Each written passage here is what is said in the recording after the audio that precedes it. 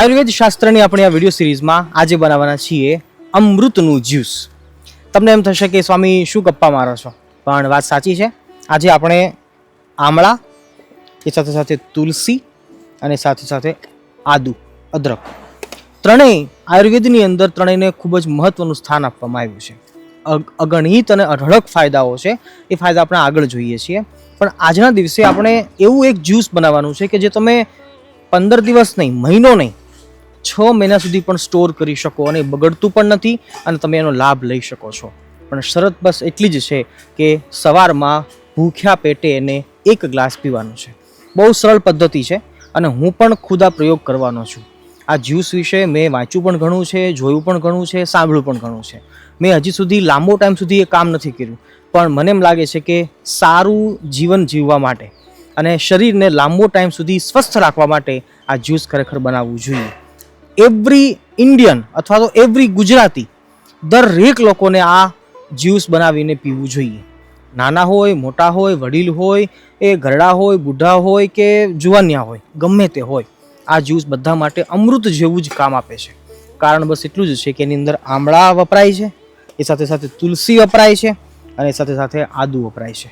બહુ ઓછી વસ્તુઓ સાથે આપણે આ જબરજસ્ત અમૃતનું જ્યુસ તૈયાર કરવાના છીએ અને એને આપણે લાંબો ટાઈમ સ્ટોર પણ કરી શકવાના છીએ. પાછળ તમને ગૌશાળા દેખાય છે. આપણે આપણી ગીર ગાયોની ગૌશાળા, જેટલો આયુર્વેદની અંદર ગાયનો દૂધનો મહિમા છે, જેટલો ગાયના ઘીનો મહિમા છે, ગાયની છાશનો મહિમા છે, એટલો જ આયુર્વેદની અંદર આમળાનો પણ મહિમા કયો છે. કેટલો મહિમા છે અને શું શું અંદર તત્વો રહેલા છે, કેટલા કેલ્શિયમ્સ છે, મિનરલ્સ છે અને કેવા કેવા પ્રકારના એની અંદર ગુણધર્મો રહેલા છે, એ વિસ્તારથી વાત હવે આગળ હું કરું છું. પણ આવો આપણે ચૂલો ચાલુ કર્યા વગર જ આજે આ રેસીપી બનાવવાની છે અને બજારમાં જાઓ તો બહુ સસ્તા ભાવે, હાલ શિયાળાની ઋતુ છે એટલે આમળા મળી રહેતા હોય છે. મહેરબાની કરીને મારું આટલું માનજો, બીજું કશું તમારી પાસે માંગતો નથી, પણ જો શરીર સારું રહેશે તો મન સારું રહેશે અને મન સારું રહેશે તો જ ભક્તિ કરી શકશો. તો ભક્તિ કરવા માટે શરીર સારું રાખવું જરૂરી છે અને એના માટે કહું છું કે આ જ્યુસ બધા લોકો બનાવજો. લાંબો ટાઈમ સુધી સ્ટોર કરી શકાશે એ વિશ્વાસ સાથે હું તમને કહું છું કે આદુ, આમળા અને તુલસી, બસ 3 વસ્તુનો ઉપયોગ કરીને આપણે આજે આ અમૃત જ્યુસ તૈયાર કરવાનું છે. આવો મારી સાથે પ્રેક્ટિકલ આપણે જોઈ લઈએ. આમળાને આપણે ઠળિયા કાઢી લેવાના છે. બાફવાના નથી એટલે ઠળિયા કાઢવામાં થોડીક મુશ્કેલી પડશે, પણ ધીરજ રાખી અને આ કરવું જરૂરી છે. આમળુંને ચૂલે ચડાવીએ તો થોડા કદાચ ગુણધર્મો એના બળી જાય, પણ કાચે કાચું આમળું છે એ લાંબો ટાઈમ સુધી, કહેનારા લોકોએ તો એવું કહ્યું છે કે 1 વર્ષ સુધી આને કશું ના થાય. ચાલો 1 વર્ષ નહીં તો કંઈ નહીં, કમસે કમ શિયાળાની આ ઋતુ પૂરતું પણ 3-4 મહિના પૂરતું પણ જો આ જ્યુસ ઉપયોગમાં આવે તો સાચા અર્થમાં બહુ જ સરળ સોદો કહેવાય, મને એવું લાગે છે. અને ખરેખર આજના સમયમાં આ આમળાનું જ્યુસ, અમૃતનું જ્યુસ બધા લોકોએ પીવું જોઈએ. હું વળી વળીને કહું છું અને એકની એક વાત રિપીટ કરતાં મને જરા પણ શરમ નથી આવતી અને જરા પણ મને સંકોચ નથી થતો, કારણ કે સાચી વાતનું પ્રતિપાદન 1 વાર નહીં 100 વાર કરવું જ જોઈએ. અને એટલા માટે જ આપણે વારે વારે કહીએ છીએ કે ભાઈ ગાયો સાથે પ્રેમ કરજો, ગાયને હૃદયમાં સ્થાન આપજો, ગાયનું દૂધ પીજો, ગાયનું ઘી ખાજો. કેમ તો કે ગાય છે એ આપણી માતા તો છે જ, પણ જોડે જોડે ગાયના છાણની પણ અલૌકિક સૌંદર્યતા છે અને એનો મહિમા આપણા શાસ્ત્રોમાં કહ્યો છે. આપણા શાસ્ત્રો ઇન ધ સેન્સ કે આયુર્વેદમાં. તો જરૂરથી આ કરવું જ જોઈએ.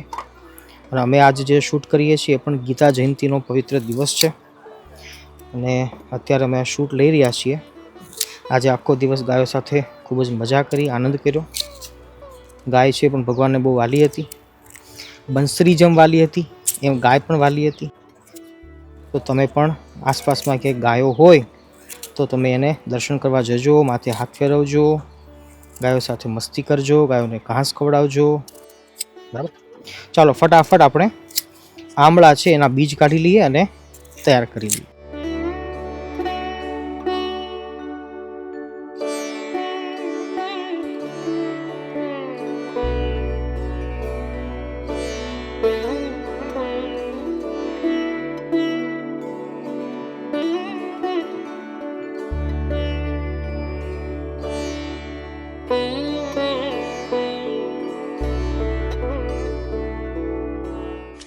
આમળા કટિંગ થઈ ગયા છે. આદુના હવે ટુકડા કરી લઈએ. મેં હાલ 500 ગ્રામ આમળા લીધા છે.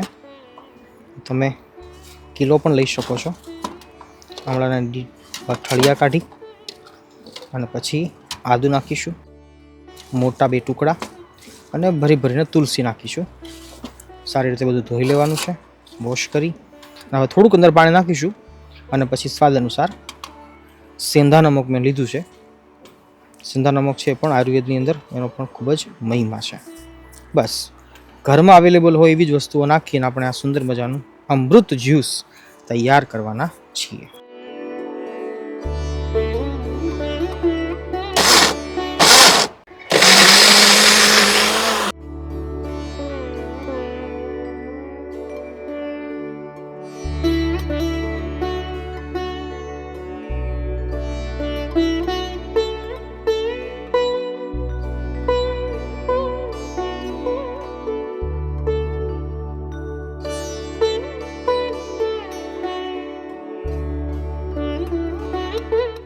આમળા, તુલસી અને આદુ એનું જ્યુસ બનીને તૈયાર છે. સારી રીતે ગાળી લીધા બાદ બસ હવે આપણે બરફના ક્યુબ્સ બનાવવાના છે. 6-8 કલાકનો ટાઈમ આપીશું. બરફના ક્યુબ્સ તૈયાર થઈ જશે અને એક ક્યુબ એ ખરેખર આપણા માટે કાફી છે. 1 ગ્લાસ ગરમ પાણીની અંદર આપણે લઈ શકીએ છીએ અને દરરોજ સવારમાં ઉપયોગ કરી શકીએ છીએ. આવો આપણે આના ક્યુબ્સ બનાવી લઈએ.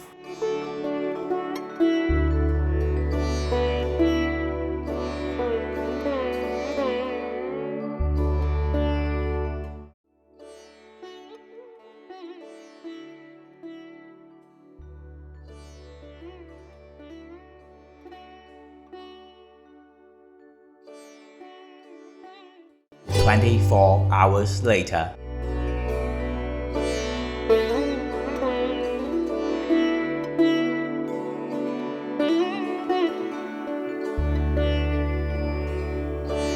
ફાઇનલી આપણું અમૃત જ્યુસ તૈયાર છે અને આઈસ ક્યુબ્સના ફોર્મમાં અત્યારે રેડી છે. ઓવરનાઇટ આપણે રાખેલું અને આને દરરોજ સવારે આપણે પી શકીએ છીએ. 1 ગ્લાસ ગરમ પાણી કરી અને પછી એની અંદર 1 અથવા 2 ક્યુબ્સ પોતાના સ્વાદ અનુસાર નાખી શકીએ. દુનિયાનું સૌથી હેલ્ધી આ જ્યુસ કહી શકાય. કોઈ પ્રકારની આડઅસર નથી અને ફાયદા અગણિત છે અને અમાપ છે. તો તમે પણ અવશ્ય આ કરજો.